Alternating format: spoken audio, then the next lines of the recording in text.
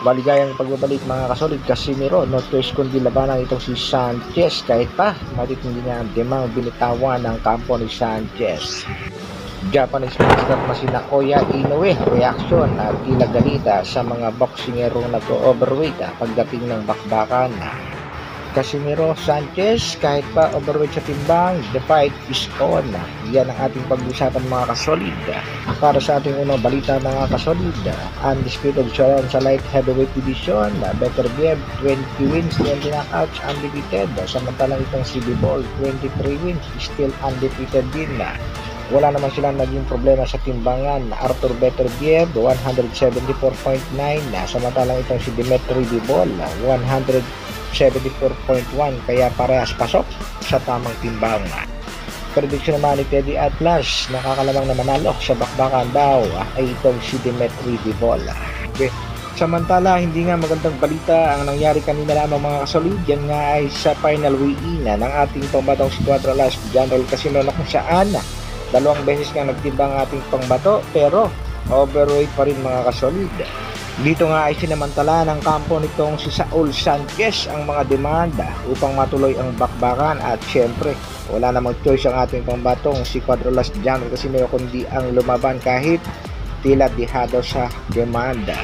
Sa latest na balita nga mga kasolid ay nagkaroon ng rehydration clause. Hindi pwedeng lumampas ang ating pangbatong si Angas ng Pinas sa 128 pounds sa oras ng kanilang bakbakan. Iyan nga isa sa mga matitinding demanda ng kampo nitong si Saul Sanchez.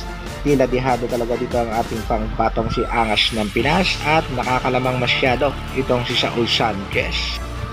Pero wag lang mawawala ng pag-asa ang mga Casimiro supporters at fans dahil hindi pa naman tapos ang bakbakan at hindi pa naman natatalo ang ating pangbato. Ika nga ni Yanko, we got this, abangan bukas, easy lang kayo. Kaya good luck pa rin sa ating nag-iisang Angas ng Pinas, General Casimiro. Sa kabilang balita naman mga kasolid, gaganang kumalat sa bansang Japan. Casimiro was 1 kg over the limit at the first weigh-in. The day before was 10 minutes late and forgot his passport, showing his true colors as a troublemaker. At ang matindi pa nga dyan ay sinabihan itong ating pangbato na unprofessional. Banat nga nitong si Sanchez. Pagdating naman dito kay Japanese monster na Oya Inoue, alam naman natin hindi ito pabor at galit sa mga boksingerong nag-overweight sa oras ng timbangan.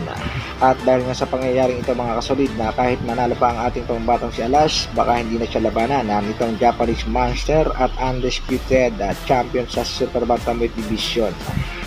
Matatandaan natin nagalit din itong si Inoue kay Luis Pantera Neri sa laban nga nitong si Neri kontra kay Yamanaka, kababayan nga itong Inoue na kung saan overweight din itong si Luis Pantera Neri. Samut-sari nga ang komento at batikos ang inabot ng ating pambatong si Angas ng Pinas matapos nga hindi makuha ang tamang timbang at marami nga nagsasabi nga sigurado at nakakalamang na matalo ang ating pangbato sa laban kontra nga dito kay Saul Sanchez. Komento naman ng isang boxing fan, imposible namang mag-overweight kasi may timbangan sa kwarto ng hotel na tinutuluyan ni Cuadra-Alas unless na sinadya na hindi calibrated yung isa. Ayon sa ilang kritiko at mga boxing fans, panalo na raw itong si Sanchez pero wag kayong kasi sigurado dahil hindi pa naman nagaganap ang bakbakan. Magkakaalaman yan bukas mga kasolid. Bakbakan sa pagitan ni Casimiro at Saul Sanchez. Suportahan lang natin ang ating nag-iisang Angas ng Pinas, Cuadra-Alas General Casimiro. Maaari ngang nakulangan lang ang ating pangbato sa tamang ensayo. Pero ang suporta natin dito pa rin sa ating kababayan. Kaya hanggang dito na lang muna mga kasolid. Maraming salamat sa patuloy na pagsuporta at panonood. Isang like naman dyan at sa mga bago, pa-share at subscribe na rin ng ating video. Mabuhay, Dr. Alvin Vlogs.